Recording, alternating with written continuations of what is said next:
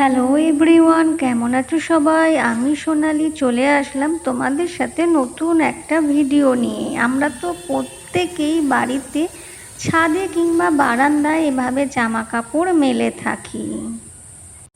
অনেক সময় হাওয়ায় জামা কাপড় নিচে পড়ে যায়।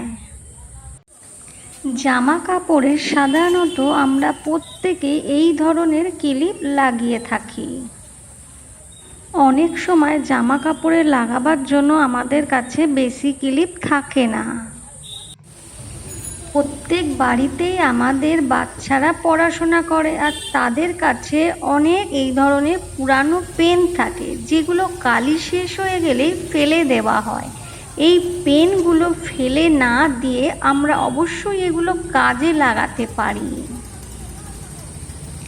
এই পেনের ঢাকনাগুলো আমরা জামা কাপড়ে যেরকম ক্লিপ লাগাই সেই হিসাবে লাগাতে পারি।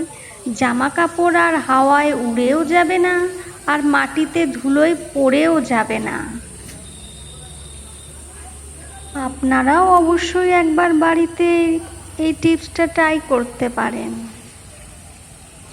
ভিডিওটি ভালো লাগলে অবশ্যই একটা লাইক, কমেন্ট, শেয়ার করে অন্যকে দেখার সুযোগ করে দেবেন। এতক্ষণ আমার এই ভিডিওটি দেখবার জন্য ধন্যবাদ সবাইকে। আজকে আমার এই ভিডিওটি কেমন লাগলো অবশ্যই কমেন্টে জানাতে ভুলবেন না কিন্তু। টাটা সবাইকে, দেখা হচ্ছে পরবর্তী ভিডিওতে।